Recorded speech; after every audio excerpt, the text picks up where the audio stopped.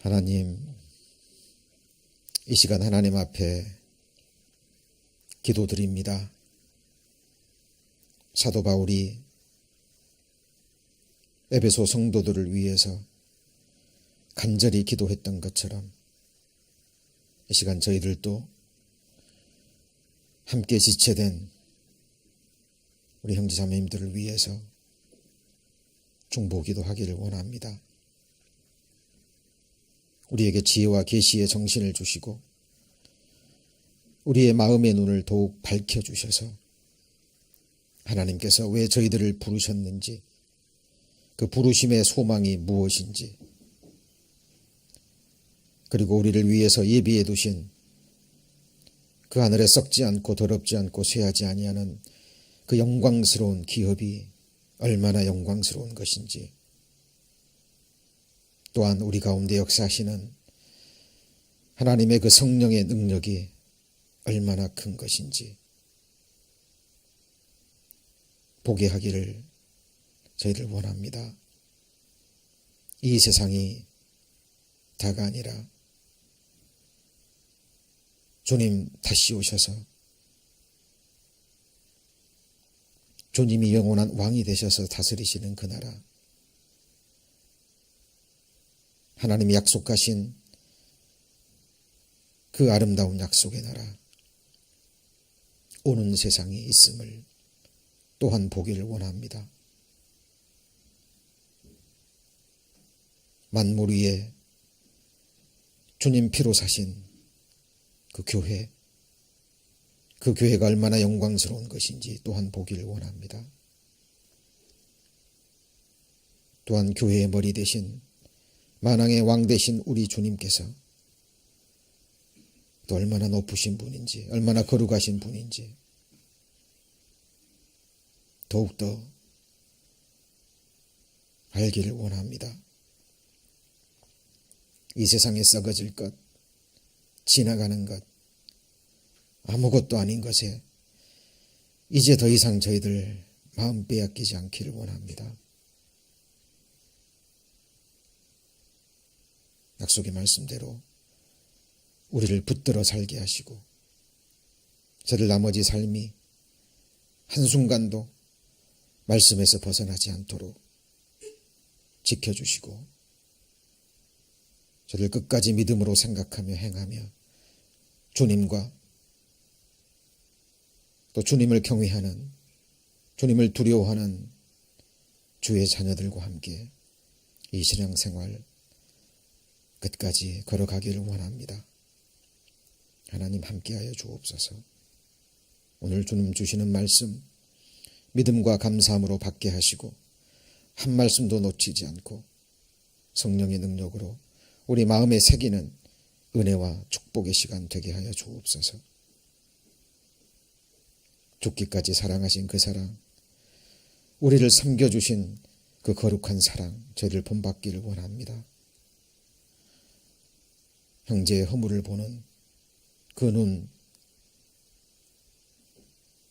어둡게 해주시고 또 우리 가운데 가장 작은 자, 낮은 자를 섬기고 있는 그 주님을 보게 하셔서 우리가 진정 주님께 용서받은 주님의 자녀로 하나님 나라의 한 친백성이라는 그 증거를 우리가 서로 사랑함으로, 서로 용서함으로, 서로를 사랑으로 섬김으로 확인하기를 원합니다. 주님 앞에서, 늘 주님 앞에서 살게 하시고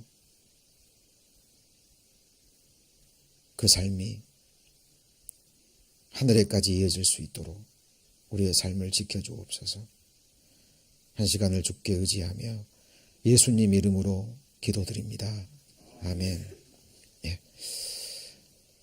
저희들 주일 예배를 드릴 때마다 하나님께서 계속 생각나게 해주셔요. 우리 주님 다시 오셔서 약속하신 그 나라가 시작될 때요. 지금은 우리 주님 눈에 안 보이잖아요. 그러나 그때는 얼굴과 얼굴을 맞대고 바라볼 겁니다. 그리고 우리의 이 몸도 하나님의 영광스러운 몸처럼 다시는 죄를 짓지 않을, 죄를 지을 가능성도 없는 영광스러운 몸으로 변화가 되겠죠. 그리고 우리의 내적인 형상도 완전한 그리스도의 형상을 이룰 것입니다. 구약시대 온 성도들, 신약시대에 온전케 된 그 모든 의인들과 함께 천만 천군 천사들과 함께 드리게 될 첫 예배, 저희들 사모했으면 좋겠습니다. 그리고 실제로 우리가 이 땅에서 드리는 이 예배가 특별히 주의 첫날, 주님이 부활하신 날이죠. 이날 드리는 그 예배를 통해서 하늘나라의 그 예배를 정말 경험하고 또 체험하고, 이 예배의 삶이 주일날 잠깐 예배 드리고 끝나는 것이 아니라요, 저희들이 먹든지 마시든지 무엇을 하든지 이 예배의 삶이 계속 이어지는, 저는 생각합니다. 제가 영원히 거할 곳이 이 세상이 아니잖아요. 제가 영원히 거할 곳은 하나님의 눈앞입니다. 하나님의 임재 앞입니다. 그거 잊지 마세요. 우리가 결코 잊어서는 안 됩니다. 정말 우리가 하나님 앞에 거하기를 원한다면 지금부터, 이 땅에서부터 하나님의 그 완전하신 불꽃 같은 눈앞에서, 그분의 임재하심 앞에서 매 순간을 정말 조심스럽게 살아가는 그 삶이 이어져야 됩니다. 그것이 그리스도인의 마땅한 삶이라고 그렇게 생각을 합니다. 잠시 후면 주님 오십니다. 맞죠? 주님 오십니다.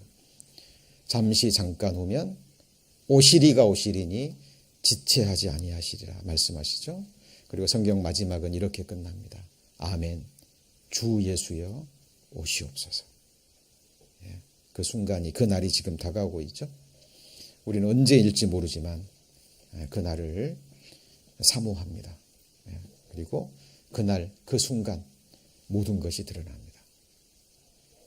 산자와 죽은 자의 심판대 앞에서 각 사람이 하나님이 허락하신 이 세상에서 하나님이 허락하신 생명과 하나님이 주신 모든 것을 가지고 무엇을 위해서, 누구를 섬기고 무엇 때문에 살았는지 그날이 되면 밝히 드러날 겁니다. 선악간에. 그래서 하나님의 공의가 완전히 이루어지는 그날이 있을 겁니다. 그날은 우리에게 정말 소망의 날이 되어야 되지만 또한 두려움의 날이 되어야 됩니다. 그 두려움은 지옥 가는 두려움이 아니죠. 공의의 그 하나님 앞에 공의로운 심판이 있는 그 날입니다. 저는 생각합니다. 제가 주님 앞에 1대1로 섰을 때 주님 입에서 저를 향해서 나온 그 마지막 말이 무엇일까?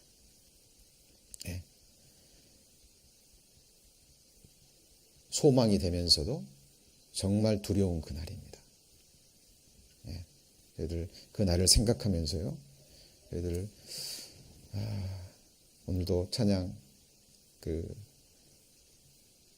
1초에 한 번씩 계산해서 몇 번이라 그랬죠? 8만 번이 넘는 감사의 기회가 있답니다. 맞습니다. 성경에 하나님께서 정확하게 선언적으로 하신 말씀 중에 하나가 데살로니가 5장 16절로 18절 말씀이죠. 항상 기뻐하라. 범사에 감사하라. 쉬지 말고 기도하라. 범사에 감사하라. 이는 그리스도 예수 안에서 너희를 향하신 하나님의 뜻입니다. 사실 우리 그 말씀만 잊지 않고 매 순간 순종하고 살아도 우리 그리스도인의 삶은 정말 복된 삶이 되리라 생각합니다. 그런 마음으로 신앙생활 해줬으면 좋겠습니다. 오늘 지난 시간에 이어서 사탄이 주는 두려움이라는 제목으로 오늘 말씀 배울 텐데요.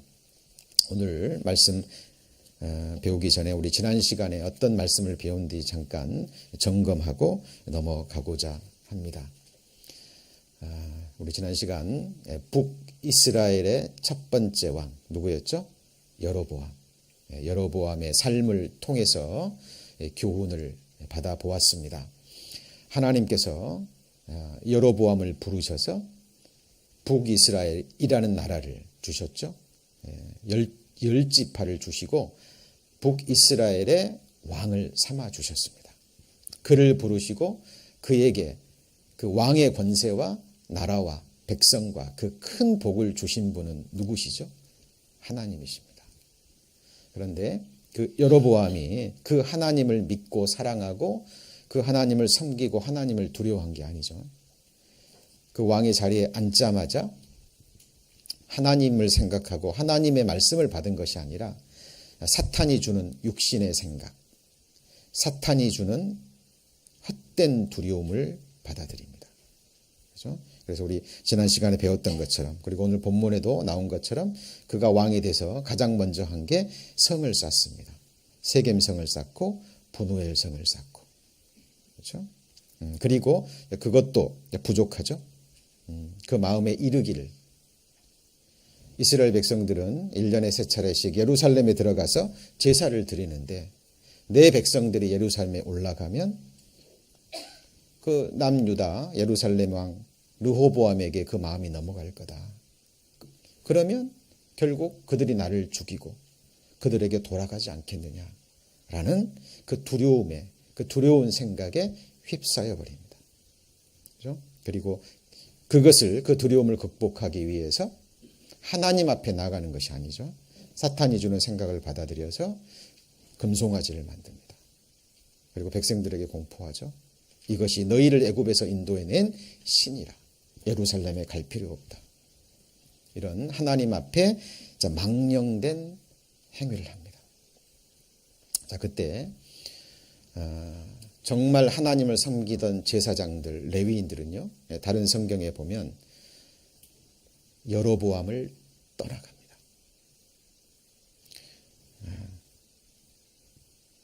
르호보암은 이스라엘 백성들이 예루살렘에 올라가면, 그죠? 자기들을 떠나가리라 생각했는데요. 오히려 그 반대로, 그죠? 다는 두 곳에 있으면 안 되잖아요.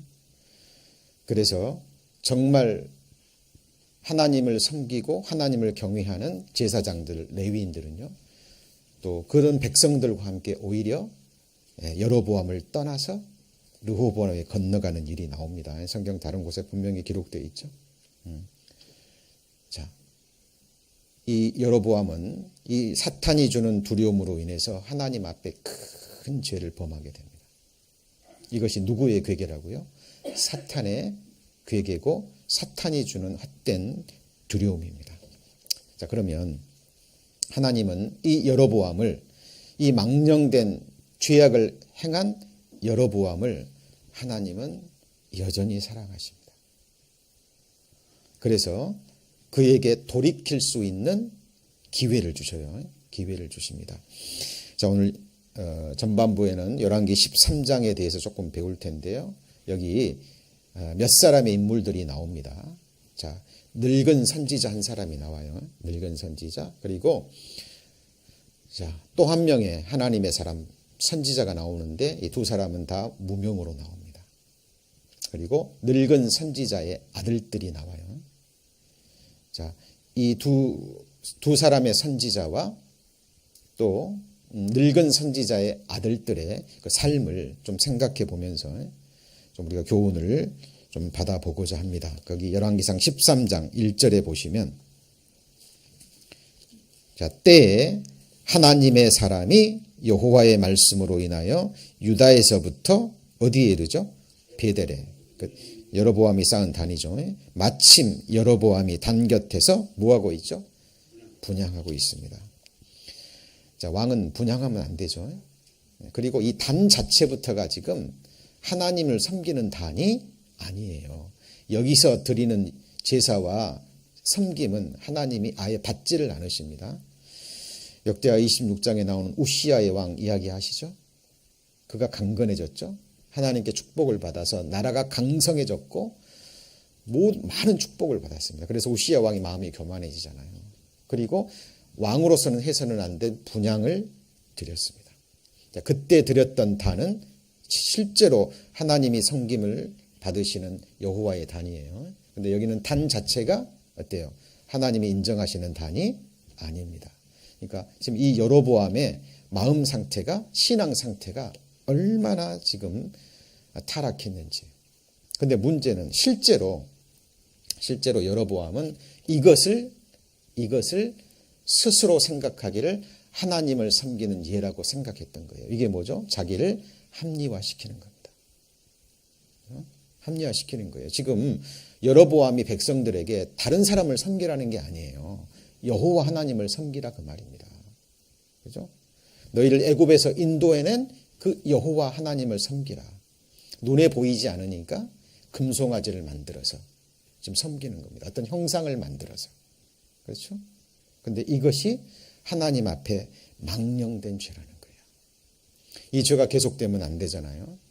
하나님은 당장 여로보암을 멸하실 수 있지만 사랑하시기 때문에 돌이킬 수 있는 기회를 주십니다. 그래서 하나님의 선지자 한 사람을 보내요. 마침 갔는데 거기서 여로보암이 분향합니다. 2절입니다. 하나님의 사람이 단을 향하여 여호와의 말씀으로 외쳐 가로되 다나. 이건 뭐예요? 사람이 아니죠. 여로보암이 드리고 있는 그 단입니다. 단. 여호와께서 말씀하시기를 다윗의 집에 요시야라 하는 이름하는 아들을 낳으리니 저가 내 위에 분향하는 산당 제사장을 내 위에 제사할 것이요 또 사람의 뼈를 내 위에 사르리라 하셨느니라 하고. 예언입니다. 실제로 이 하나님의 사람이 예언한 대로 요시야가 태어나서 왕이 돼서 이 단을 헐고 심판하는 그 내용이 뒤에 나오죠. 실제로 이 예언의 말씀은 이루어졌습니다. 그리고 3절에 보시면 그날의 예표로 가로되 이는 여호와의 말씀하신 예조라 단이 갈라지며 그 위에 있는 채가 쏟아지리라 하매 여로보암 왕이 하나님의 사람의 베델에 있는 단을 향하여 외쳐 말함을 들을 때 단에서 손을 펴며 같이 읽습니다. 저를 잡으라. 같이 읽죠. 다시 한번 해봅니다. 따라해 보세요. 저를 잡으라. 저가 누구죠? 예, 지금 저주를 선언하는 하나님의 말씀으로 예언하는 그 하나님의 선지자 저 사람을 잡으라 그럽니다. 자, 지금 여로보암이 하나님을 두려워합니까? 하나님을 두려워하는 모습이 보이나요? 전혀 보이지 않죠. 하나님이 보내신 사람을 잡으라 합니다. 자, 그때 저를 향하여 편 손이 말라 다시 거두지 못하며 잡으라 하고 손을 내밀었는데 그 순간 손이 딱 말라버린 거예요. 그죠? 하나님의 사람의 여호와의 말씀으로 보인 예조대로 단이 갈라지며 채가 단에서 쏟아집니다. 하나님의 예언의 말씀에는 반드시 증언과 성취함이 있어야 되잖아요. 하나님이 보여주신 거예요. 이 사람은 내가 보낸 사람이라는 것을. 징조로 방금 말한 대로 단이 갈라지고 채가 쏟아지고 저를 잡으라 하고 외치던 자기 손이 말라버렸잖아요. 자, 이 정도 됐으면 그 앞에 하나님 앞에 무릎을 꿇어야 되잖아요. 그렇죠? 그리고 정말 내가 두려워해야 될 대상은 하나님이구나. 여호와 하나님이구나. 그리고 이때 여로보암은 회개했어야 됩니다. 돌아섰어야 돼요. 정말 두려워하실 대상은 하나님이거든요. 그 하나님은 모든 사람의 멸망을 원치 않으세요. 이처럼 패역한 여로보암도 하나님은 용서해 주기 위해서 돌이키게 하기 위해서 하나님의 사람을 보내서 이 예표를 주시고 징조를 주셔요. 자, 이런 일들이 여로보암에만 있을까요? 아닙니다. 하나님은 모든 사람이 구원받기를 원하시기 때문에요. 모든 사람에게 이런 예표와 이런 징조와 이런 말씀들을 하나님이 보여주셔요. 우리 온 세상에 가득 차고 성경에 가득 차 있습니다. 그렇죠? 근데 사람들이 그것을 보고도 깨달음이 없는 거예요. 그리고 로마서 3장에 기록된 대로 같이 해보실까요? 그들 앞에 하나님을 두려워함이 없느니라. 예. 하나님은 사랑이시거든요. 악인에게도 햇빛을 주시고, 그렇죠? 악인에게도 햇빛을 주시고 할 수 있는 한 모든 기회를 다 허락하십니다. 그분이 하나님입니다. 그런데 여로보암은 돌이키지 않죠. 다만 손이 마르니까 부탁합니다. 그 사람한테 내 손 좀 낫게 해달라고. 그죠? 그러니까 하나님이 그 기도도 들어주셔요. 그럼 나았습니다. 이때라도 돌이켜야 되죠. 돌이켜 안 돌이켜요? 안 돌이킵니다. 7절 같이 읽습니다. 왕이 하나님의 사람에게 이르되 나와 함께 집에 가서 몸을 쉬라. 내가 내게 예물을 주리라. 왜 사람에게 예물을 줍니까? 하나님 앞에 엎드려져야 되거든요.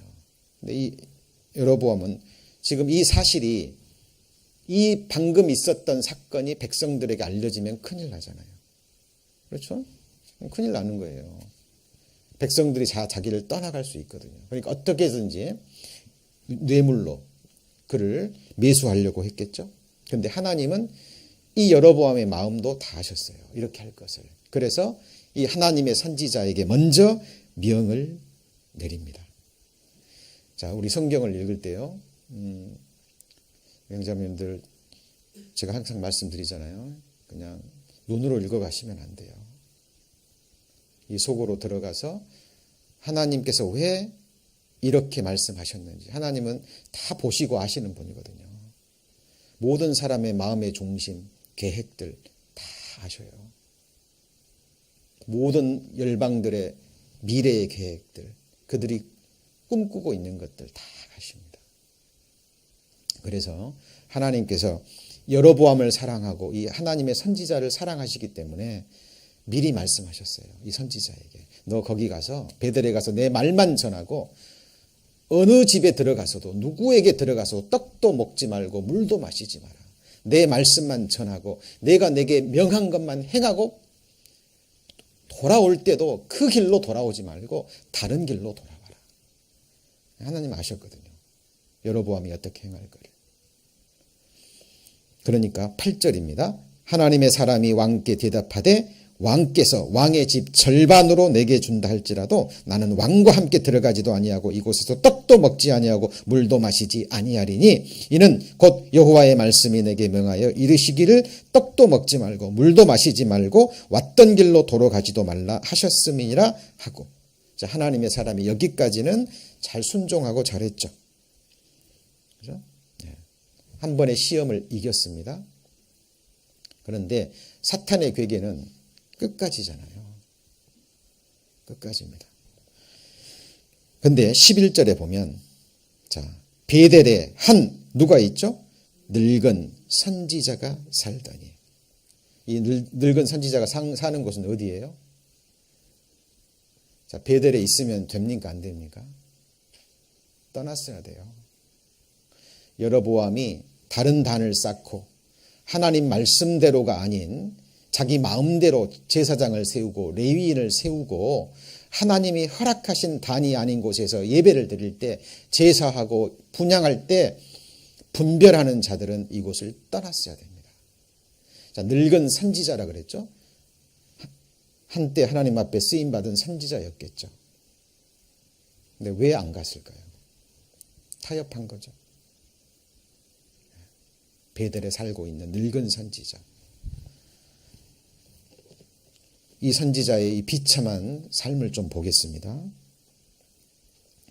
베델에 한 늙은 선지자가 살더니 그 아들들이 와서 이날에 하나님의 사람이 베델에서 행한 모든 일을 저에게 고하고 또 그가 왕에게 고한 말씀도 저희가 그 아비에게 뭐 했죠? 고한지라. 그러면 그 아들들이 이 베델에서 왕이 분향할 때 함께 있었거든요. 직접 본 거예요. 이 말은 뭔 말입니까? 그 늙은 선지자의 아들들이 이 패역한 여로보암의 죄에 함께 하도록 지켜보고 묵인한 거예요. 여기 보면 그 단에 있지는 않았어요. 그렇지만 여전히 베델에 살고 있었고 자기의 아들들이 이 잘못된 제사에 함께 하는 것을 묵인합니다.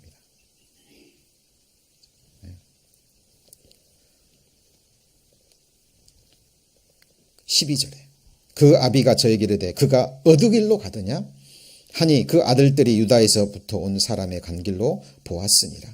저가 그 아들들에게 이르되 나를 위하여 나귀 한 장을 지우라. 저희가 나귀 한 장을 지우고 저같하니 하나님의 사람의 뒤를 쫓아가서 상수리 나무 아래 앉은 것을 보고 이르되 그대가 유다에서 온 하나님의 사람이뇨. 대답하되 그러하이다. 15절 같이 읽습니다. 저가 그 사람에게 이르되 나와 함께 집으로 가서 떡을 먹으라. 왜 이랬을까요? 이 늙은 선지자.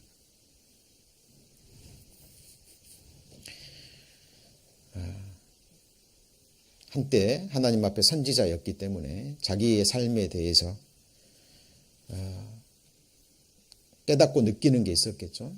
그리고 지금 하나님이 보낸 그 선지자가 하나님의 말씀을 왕에게 담대히 전하고, 그렇죠? 하나님의 예표를 보이고 하나님께 쓰임받고 왕이 자기 집으로 초대해서 식사 초대도 하고 예물도 주겠다는 그 모든 것을 거절하고 담대히 돌아가는 그 진정한 하나님의 선지자의 삶을 보고 어때요? 그 마음에 부러움이 있었겠죠. 저는 그렇게 묵상해 보았습니다. 그 마음은 있지만 현재 지금 그렇게 살고 있지 못하는 자기의 삶. 그렇죠? 뒤에 보면 이 늙은 선지자가요, 울고 슬피 울며, 회개라는 단어는 안 나왔지만 그런 비슷한 모습을 우리는 발견할 수 있습니다. 근데 이 늙은 선지자가요, 조금 전에 얘기를 들었잖아요. 하나님의 말씀에 어느 집으로 들어가서도 먹지도 말라 그랬잖아요. 분명히 들었는데도 이 늙은 선지자는 이 사람에게 가서 떡을 먹자고 얘기합니다. 자, 16절. 대답하되 나는 그대와 함께 돌아가지도 못하겠고 그대와 함께 들어가지도 못하겠으며 내가 이곳에서 그대와 함께 떡도 먹지 아니하고 물도 마시지 아니하리니. 자, 동일하게 하나님의 말씀을 전합니다. 자, 그런데 18절에 보면 저가 그 사람에게 이르되 나도 그대와 같은 선지자라 천사의 여호와의 말씀으로 내게 이르기를 그를 내 집으로 데리고 돌아와서 그에게 떡을 먹이고 물을 마시우라 하였느니라 하니 이는 그 사람을 속임이라. 자, 보세요. 하나님의 한때 선지자였던 사람이 지금 거짓말하고 있죠. 자, 사탄을 성경에서 뭐라고 얘기합니까? 같이 보실까요? 거짓의 아비. 네. 거짓의 아비. 처음부터 거짓말은 존재가 누구죠? 사탄이죠. 그리고 요한계시록 21장에 어때요? 모든 거짓말하는 자 어디 간다 그랬죠? 지옥 간다 그랬습니다. 이 사탄은 거짓의 아비예요. 온갖 거짓으로 사람을 속이고 사람을 멸망으로 이끌게 하는 존재가 사탄입니다. 거짓의 영. 이 사람이 이 선지자, 하나님의 선지자를 유혹해서 자기 집에 데리고 들어갑니다. 19절에 같이 읽습니다. 이에 그 사람이 저와 함께 돌아가서 그 집에서 떡을 먹으며 물을 마시니라. 참, 이런 성경을 보면서요, 왜 이런 말씀이 성경에 기록됐을까? 예. 왕의 유혹을 이겨냈던 사람이요, 예. 이 늙은 선지자의 속임수에는 또 넘어갑니다. 누가 넘어가요? 하나님의 사람이. 그죠? 예. 그냥 믿어버린 거예요. 그리고 20절. 저희가 상 앞에 앉을 때 여호와의 말씀이 그 사람을 데리러 온 선지자가 임하니. 자, 이제 먹으려고 이제 상 앞에 앉았습니다. 둘 다.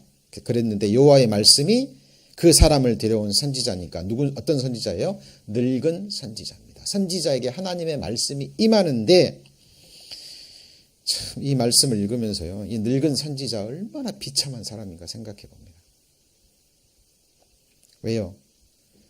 하나님 말씀 잘 전하고 돌아가는 그 선지자 유혹해서 자기 집에 먹이로 들어왔는데 하나님의 말씀이 임해요. 그게 뭡니까? 자기가 데려온 그 선지자가 이제 죽으리라는 그 예언입니다. 그죠? 21절에 보면 저가 유다에서부터 온 사람의 하나님의 사람을 향하여 외쳐가로되 여호와의 말씀에 내가 여호와의 말씀을 어기며 내 하나님 여호와가 내게 명한 명령을 지키지 아니하고 돌아와서 여호와가 너더러 떡도 먹지 말고 물도 마시지 말란 곳에서 떡을 먹고 물을 마셨으니 같이 읽습니다. 내 시체가 열조의 묘실에 들어가지 못하리라 하셨느니라 하니. 자, 비참하죠. 자, 실제로 이 예언대로 이 젊은 선지자는 가는 길에 사자입니다. 라이온 사자에게 죽임을 당합니다. 하나님 말씀 그대로 됐죠. 자, 그런데 이 모든 일을 또 여로보암이 듣습니다. 33절 같이 읽습니다. 여로보암이 이 일 후에도 그 악한 길에서 떠나 돌이키지 아니하고. 자, 왜 그랬을까요? 이유는 간단합니다. 하나님을 두려워함이 없는 거예요. 지금 이 사람이 두려워하는, 이 여로보암이 두려워하는 것은 지난주에도 말씀드렸잖아요. 어떤 현상, 지금 당장 눈앞에 일어날 어떤 그런 것들에만 관심이 가 있지 모든 일 배후에서 주장하시고 역사하시고 섭리하시는 전지전능하신 하나님은 없는 거예요. 두려움이 없는 거예요. 그러니까 돌이키지 않는 거예요. 자기 눈앞에서 자기 손이 마르고 그 선지자의 말대로, 그렇죠? 단이 갈라지고 재가 쏟아지고 선지자가 입에 말했던 대로, 그렇죠? 늙은 선지자의 집에 가서 떡과 물을 마심으로 그 선지자가 죽었다는 소식도 들었는데 그 모든 예언들이, 하나님의 말씀들이 문자 그대로 이루어지는 것을 자기 눈앞에서 목격하고도 돌이켜요, 안 돌이켜요? 돌이키지 않습니다. 이게 정말 사람의 강팍한 마음.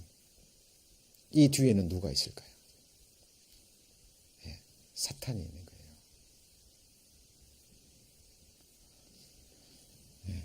우리는 사탄의 존재를 너무 쉽게 잊고요. 그리고 그 능력을 너무나 과소평가하는 경향이 있습니다. 그리고 우리 개인적으로 어떤 일이 있을 때요, 그 부분은 싹 넘어가잖아요. 합리화시킵니다. 이러저러한 이유로.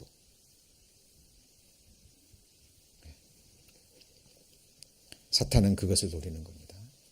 특별히 저는 여기에 나오는 두 선지자, 특히 이 젊은 선지자, 왕의 유혹을 이겨냈지만 같은 동료 선지자라는 그 선지자의 그 거짓말에 넘어가잖아요. 그리고 하나님의 뜻을 행하고 돌아오는 길에 비참하게 사자에게 죽임을 당합니다. 그리고 죄와 타협해서 여전히 베델에 남아있던 이 늙은 선지자는 하나님의 말씀을 전하긴 전하는데 비참한 예언이잖아요. 나를 통해서 하나님의 선하신 역사가 일어나는 것이 아니라 그 젊은 선지자를 죽음에 이르게 하는, 그죠? 그 예언을 하고 자기도 죽습니다. 성경 속에는요, 우리가 자세히 보지 않으면 그냥 지나쳐버리는 많은 인생들이 나와요. 여로보암이 죄를 범했을 때 이것을 깨닫고 깨어있는 제사장들, 레위인들, 그 백성들은 그곳을 떠났습니다. 북이스라엘에 살던 사람들도요, 그것을 떠나서 르호보암에게 갔거든요. 우리는 생각해야 됩니다. 우리가 거할 곳이 어디고 우리가 정말 두려워해야 될 대상이 무엇인지, 그리고 우리 마음속에 하루 24시간 계속 수많은 생각들이 떠오릅니다. 분별하셔야 돼요. 분별하셔야 됩니다. 그것이 근원이 어디서부터 오는 건지. 내 마음속에 올라오는 두려움이 하나님을 향한 두려움이라면 그것은 거룩한 두려움입니다. 그거 붙잡으셔야 돼요. 붙잡으셔야 됩니다. 다윗이 시편에서 고백하죠. 내가 여호와를 두려워하는 자를 존대하며 여호와를 경외하는 모든 자를 자기 동무로 삼았습니다. 우리도 마찬가지가 됩니다. 우리가 두려워야 될 것은 어떤 사람, 현상, 일, 그게 아니에요. 하나님. 하나님은 우리를 자유케 하시려고 헛된 두려움으로부터, 헛된 염려와 근심으로부터 우리를 자유케 하시려고 죽어주시고 아들을 주셨어요. 그리고 말씀하십니다. 아들을 주셨는데 무엇을 주지 않겠느냐. 그 말씀을 듣고 보고 알고 십자가에 못 박힌 예수 그리스도를 보고도 우리는 여전히 어떤 일이 딱 일어나면 그 일 때문에 두려워 떱니다. 아직 일어나지도 않을 미래의 일을 딱 생각하고요. 아이고 어찌할꼬. 그것이 우리 삶의 유익이 되던가요? 서서히 병들기 시작합니다. 어두운 생각이요 우리의 마음을 붙잡고 이끌어가기 시작해요. 어찌할꼬. 그 작은 두려움이요 그 사람의 생애를 병들게 하고 자기뿐만 아니라 다른 많은 사람들까지 병들게 합니다. 특별히 그 사람이 어떤 지도층에 있거나 왕에 있거나 제사장의 위치에 있다면 그 파급 효과는 너무나 큽니다. 그 또 다른 예를 한번 볼까요? 우리 사울의 이야기 아시죠? 사무엘상 한번 보시죠. 사무엘상 13장.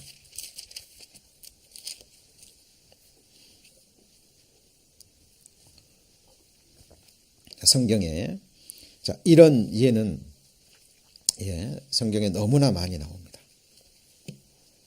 5절에 보시면 427페이지에 5절에 블레셋 사람이 이스라엘과 싸우려 하여 모였는데 병거가 3만이요 마병이 6천이요 백성은 해변의 모래같이 많더라. 그들이 올라와서 베다웬 동편 막비스에 진침이라.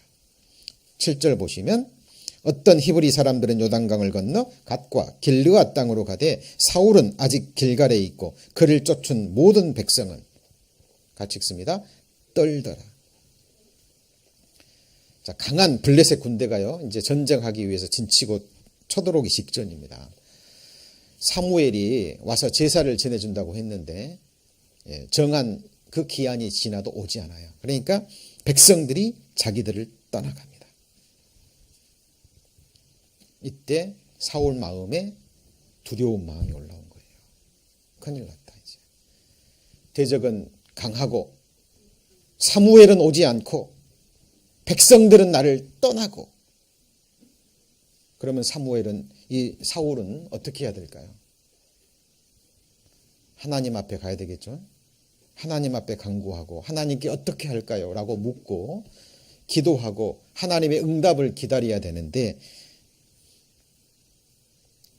사울 마음에 또 생각이 주어집니다. 네가 제사 드리면 되잖아. 네가 번제 드리면 되잖아. 기다려도 사무엘 안 오니까. 지금 대적들은 쳐들어오고 백성들은 두려워 떨고 너를 떠나가려 하고 있는데 너 이렇게 하면 되잖아. 그 마음을 받아들여서 번제를 드립니다. 번제를 드리자마자 사무엘이 오죠.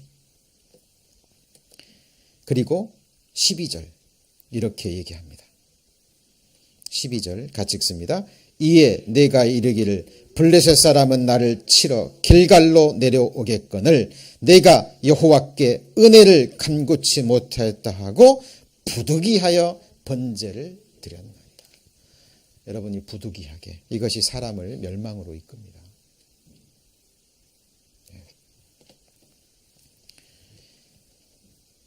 어떤 길은 사람의 보기에 바르나 필경은 사망의 길이라 그랬잖아요. 사람은요 자기에게 합리화시키고자 하는 그 마음이 있는 거예요. 죄악된 본성을 가지고 있기 때문에 자기 자신을 객관적으로 보지 못해요. 부탁드립니다. 말씀을 들어서요 항상 자기 자신을 비추세요. 남이 내게 어떻게 한 거는요 그 사람이 하나님 앞에 가서 해결해야 될 문제입니다. 여러분이 하나님 앞에 가면 다른 사람이 여러분에게 어떤 말을 했고 어떻게 대했고 그것은 전혀 물어보지 않아요. 그것은 하나님과 나 사이의 문제가 아니에요. 하나님은 내게만 물어보십니다.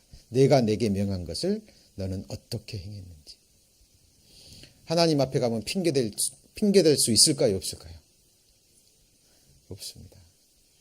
하나님 앞에 가면 내 얘기만 하는 거예요.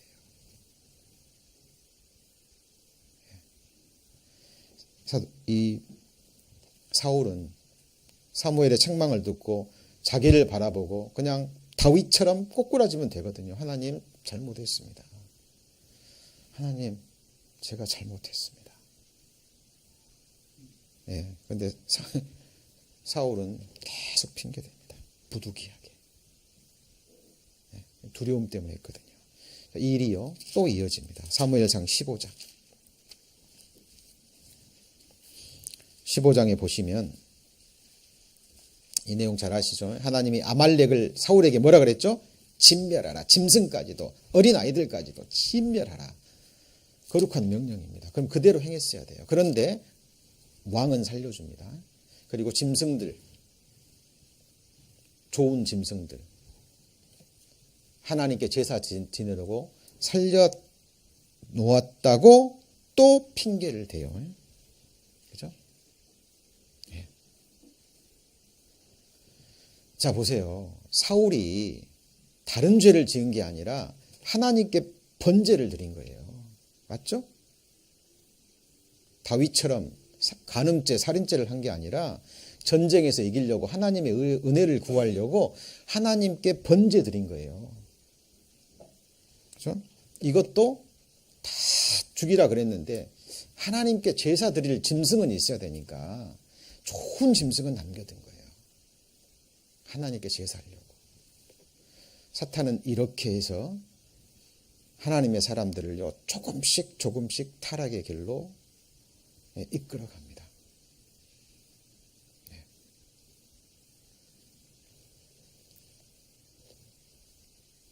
사무엘을 통해서 하나님의 심판의 말을 듣죠. 네가 말씀을 버렸기 때문에 하나님께서 너를 버리실 것이라. 그럼 이때라도 돌이키면 되는데 그렇지 않습니다. 그리고 24절에 보시면 24절 사울이 15장 24절이죠. 사울이 사무엘에게 이르되 내가 범죄하였나이다. 내가 여호와의 명령과 당신의 말씀을 어긴 것은 같이 읽습니다. 내가 백성을 두려워하여 그 말을 청종하였습니다. 사울이 두려워한 것은 누구였어요? 백성이었습니다. 사람이었어요. 여러분, 우리의 두려움의 대상은 오직 하나님입니다. 사람은 사랑의 대상이고 우리의 섬김의 대상이고 맞죠? 용서의 대상이고 서로 불쌍히 여기고 서로 합력해야 될 서로 존경하기를 먼저 하고 맞죠? 우리의 사랑의 대상이고 교제의 대상이고 합력의 대상이지 두려움의 대상이 돼서는 안 되고 의지의 대상이 되어서는 안 됩니다. 그렇죠? 보세요. 그 사울이 이스라엘의 초대왕 사울이 멸망한 이유 중에 하나가 하나님을 두려워하지 않고 누구를 두려워했어요? 백성을 두려워한 겁니다. 이사야 51장. 이사야 51장입니다.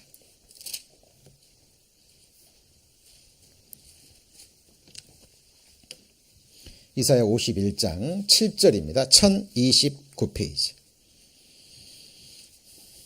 이사야 51장 7절. 자, 의를 아는 자들아, 마음에 내 율법이 있는 백성들아, 너희는 나를 듣고 같이 읽습니다. 사람의 회방을 두려워 말라, 사람의 비방에 놀라지 말라. 의를 아는 자들아, 하나님의 의죠. 마음에 내 율법이 있는 자들아, 하나님의 말씀이 있는 백성들아, 너희는 나를 듣고 하나님의 말씀을 듣고 사람의 회방, 사람의 비방 있거든요. 사람은 연약한 영혼을 가지고 있기 때문에요. 참 이런 말에 민감합니다. 누군가가 내게 대해서 조금 회방하고 비방하는 말 들으면 낙담이 되잖아요. 어떤 하던 일에도 주춤하게 되고. 사탄은 아는 거예요. 이 혀가 얼마나 큰 권세가 있다라는 거예요. 우리 지난번에 그리스도인의 언어 생활에서 말씀 배웠잖아요. 정말 정직한 사람의 그 축원을 인해서 사람도 세워지고 집도 세워지고 교회도 세워집니다. 그런데 그 저주의 말, 비방과 회방, 그 말이 맞는 말일 수도 있어요. 그런데 하나님도 다 아시거든요. 그리고 우리의 교제를 허락하신 것은 비방하라고, 회방하라고, 판단하라고, 저주하라고 준 존재들이 아닙니다.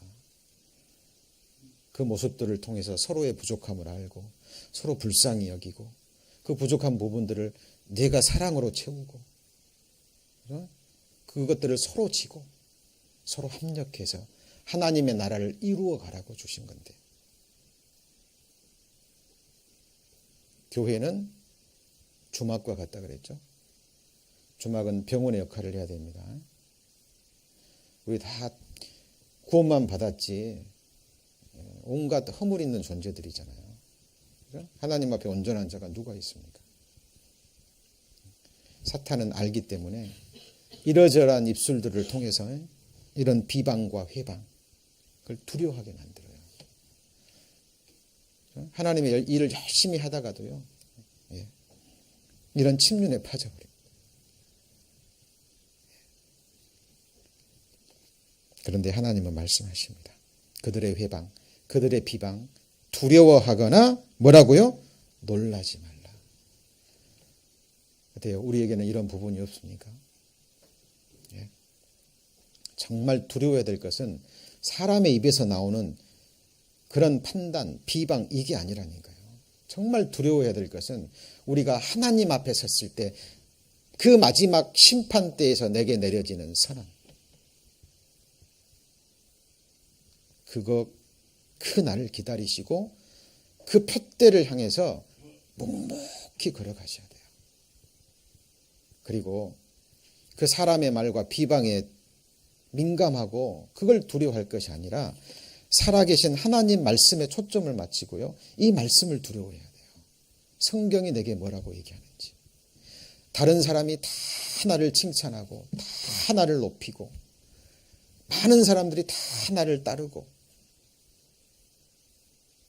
하나님이 아니면 아닌 거예요. 사탄은 그거 압니다. 사탄은 압니다. 잘못된 교회들 보세요. 사람들이 넘쳐납니다. 지금 한국에서 주일 출석 교단 수가 10만 명이 넘어가는 그 교회에서 또 부자 세습 때문에 난리가 아니죠.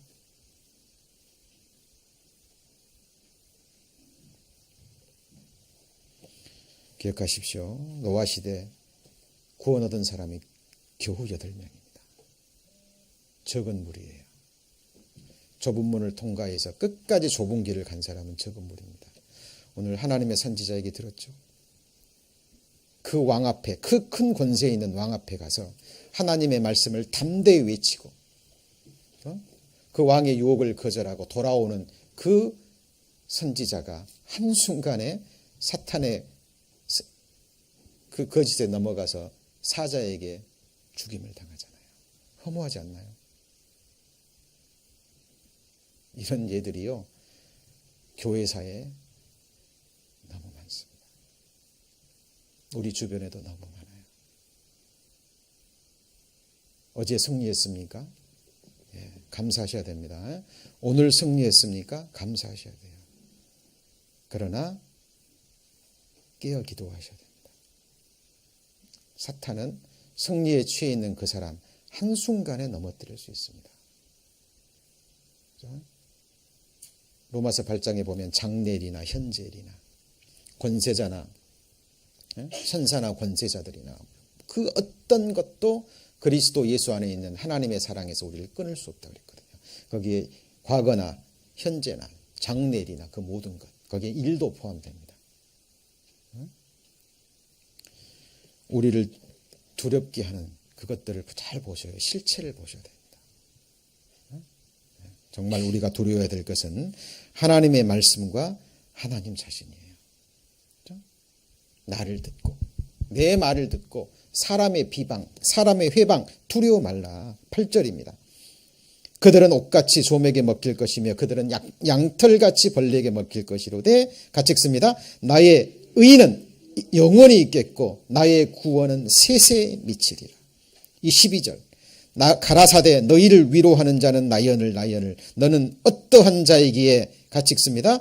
죽을 사람을 두려워하며 풀같이 될 인자를 두려워하느냐. 하늘을 펴고 땅의 기초를 정하고 너를 지은 자 여호와를 어찌하여 잊어버렸느냐. 너를 멸하라고 예비하는 저 학대자의 분노를 어찌하여 항상 종일 두려워하느냐. 학대자의 분노가 어디 있느냐. 풀같이 될 인자입니다. 그렇죠? 하나님은 한 나라의 왕도요 한순간에 비천한 자로 만들 수 있고요.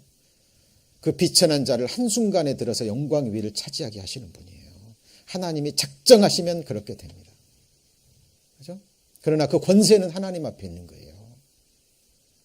우리는 잠잠히 묵묵히 그 하나님의 처분을 바라고 그 하나님의 눈앞에서 매일 매순간 조심스럽게, 그렇죠? 하나님이 정하신 그 자리를 지키고 내가 할 수 있는 작은 일을 충성되이 일관되게 끝까지 하는 겁니다.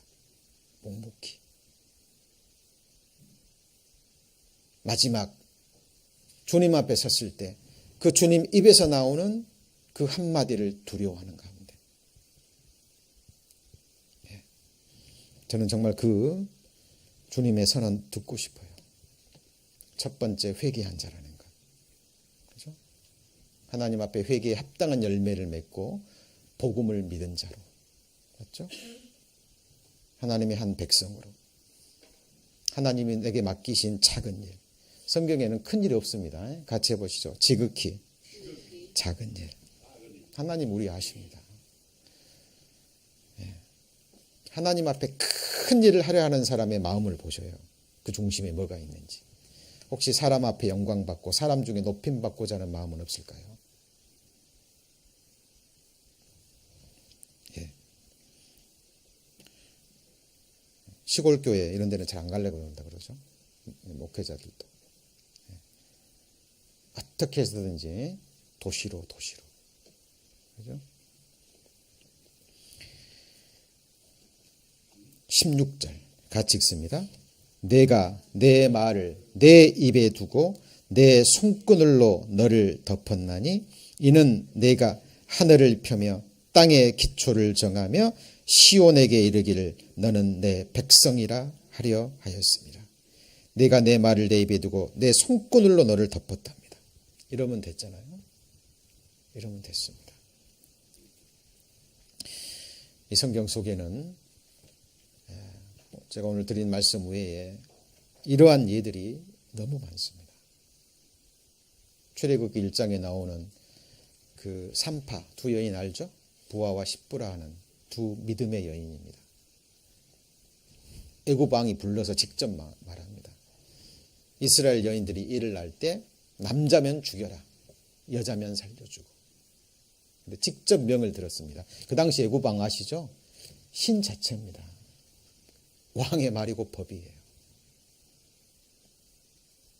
그런데 그 두 여인이 누구를 두려워하죠?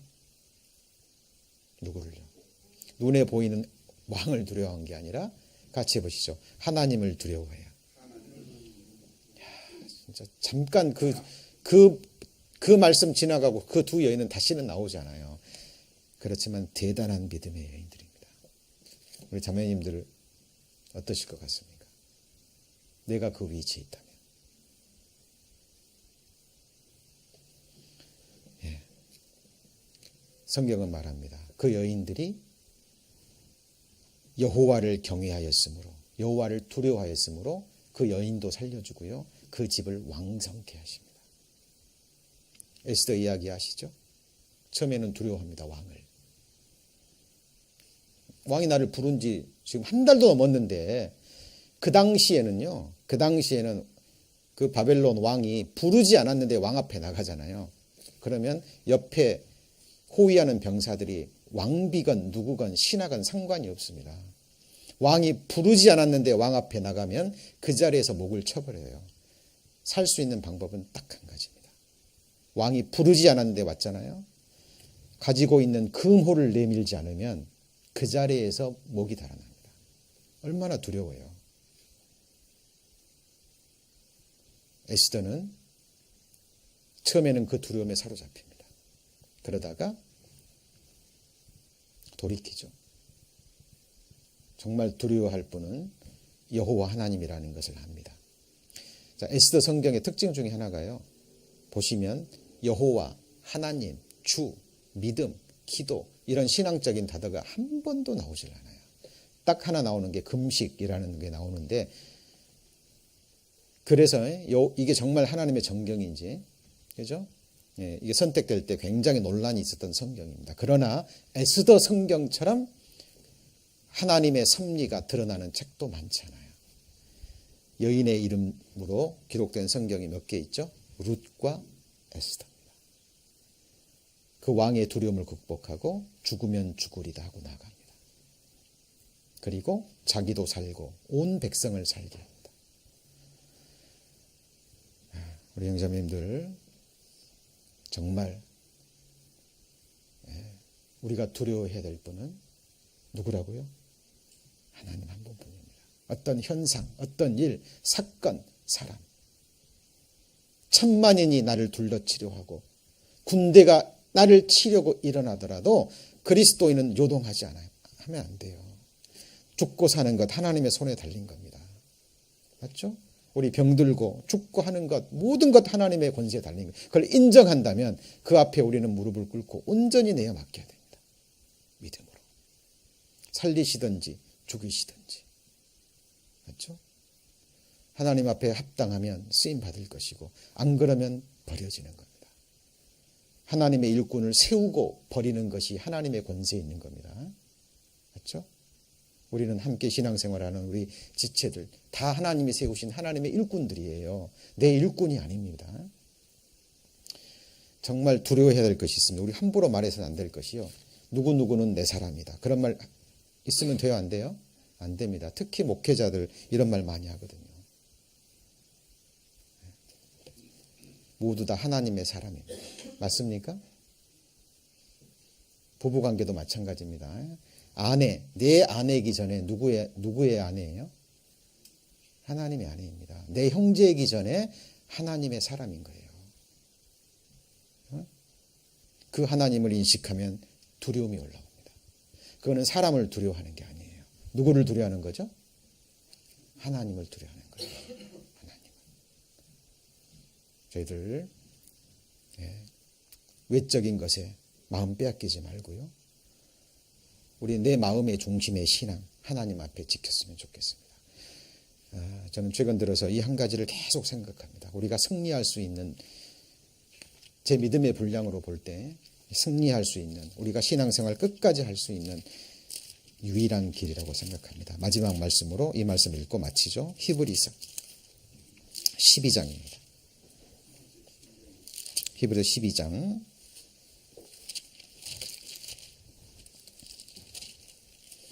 11장입니다. 11장. 죄송합니다. 27절. 히브리서 11장 27절. 자, 믿음으로 애굽을 떠나 임금의 노함을 뭐하지 않고요? 두려워하지 않고.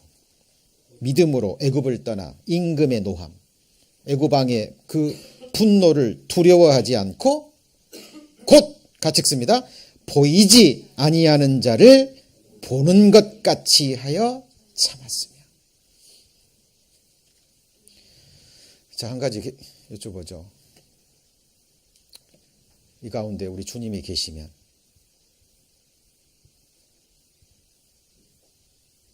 우리 눈에 보이지 않지만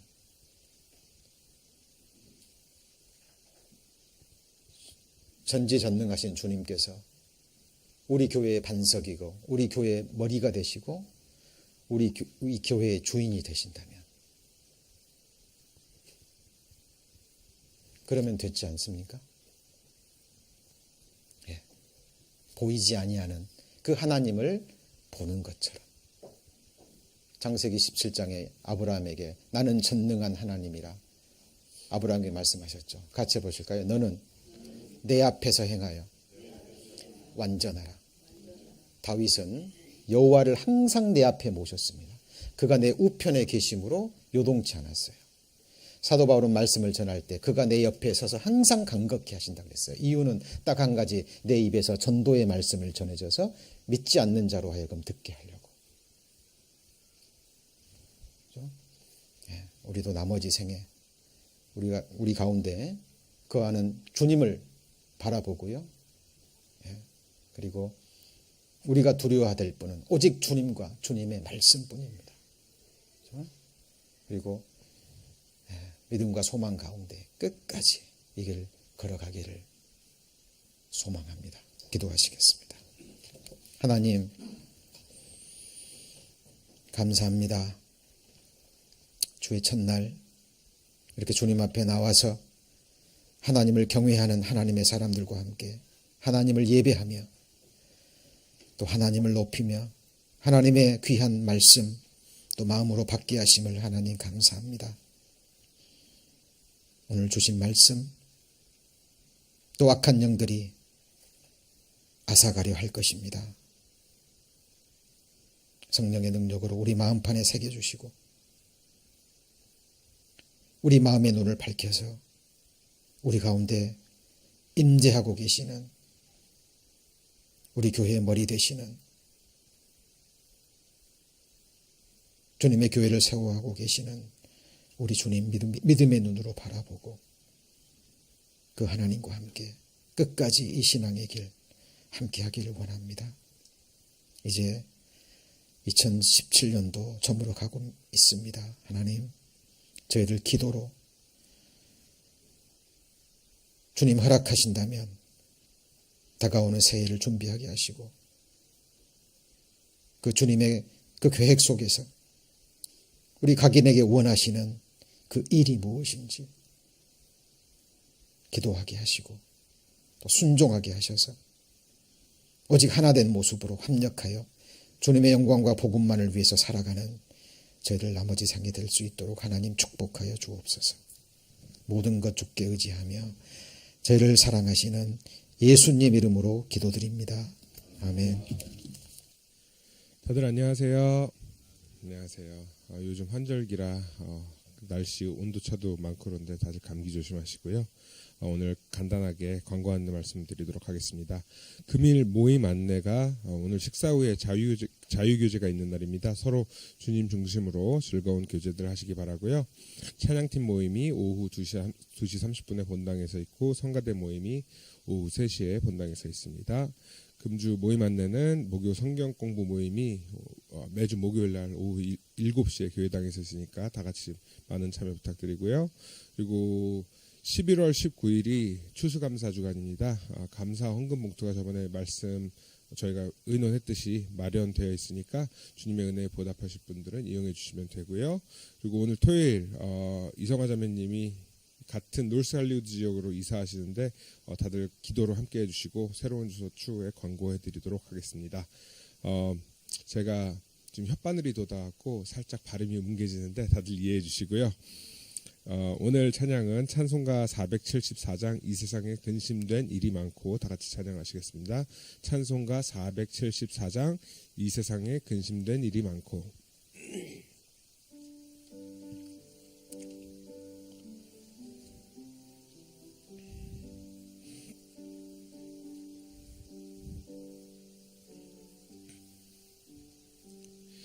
이 세상에 근심된 일이 많고 참 평안을 몰랐구나.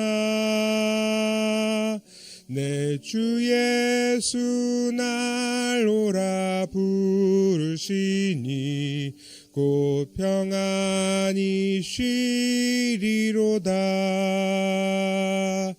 주 예수의 구원의 은혜로다. 참 기쁘고 즐겁구나. 그 은혜를 영원히 누리겠네. 곧 평안히 쉬리로다. 이 세상에 곤고한 일이 많고 참 쉬는 날 없었구나. 내 주 예수 날 사랑하시오니 곧 평안히 쉬리로다. 주 예수의 구원의 은혜로다. 참 기쁘고 즐겁구나. 그 은혜를 영원히 누리겠네. 곧 평안히 쉬리로다. 이 세상에 죄악된 일이 많고 참 죽을 일 쌓였구나. 내 주 예수 날 건져 주시오니 곧 평안히 쉬리로다. 주 예수의 구원의 은혜로다. 참 기쁘고 즐겁구나. 그 은혜를 영원히 누리겠네. 곧 평안히 쉬리로다. 예, 기도하시겠습니다. 하나님, 오늘부터 또 주님 허락하신 한 주간이 시작이 됩니다. 매일 매순간 언제 어디서 누구와 무엇을 하든 간에 살아계신 하나님의 임재하심 앞에서 하나님과 함께 동행하며 오직 하나님의 영광과 하나님의 거룩하신 뜻만을 위해 저희들 살아가는 생의 순간순간 되기를 원합니다.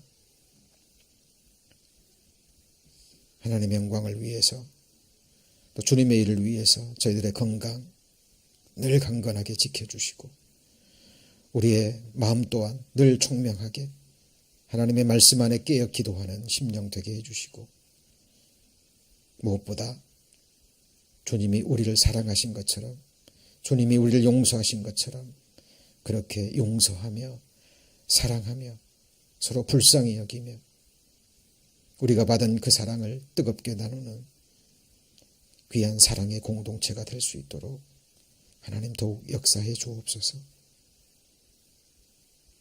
우리의 교회의 미래인 또 주의 청년들과 우리의 귀한 자녀들을 위해서 기도합니다. 구별되게 하시고 하나님의 자녀라는 왕같은 제사장이요 주님 나라에 거할 하나님의 친백성이라는 이 분명한 사실을 잊지 않게 하셔서 항상 거룩한 삶으로 또 하나님께 영광 돌릴 수 있도록 어떤 상황 속에도 낙담치 않고 주님 의지하고 힘있게 살아가는 주의 용사들 될 수 있도록 하나님 축복하여 주옵소서. 모든 것 주께 의지하며 저를 사랑하시는 예수님 이름으로 기도드립니다. 아멘.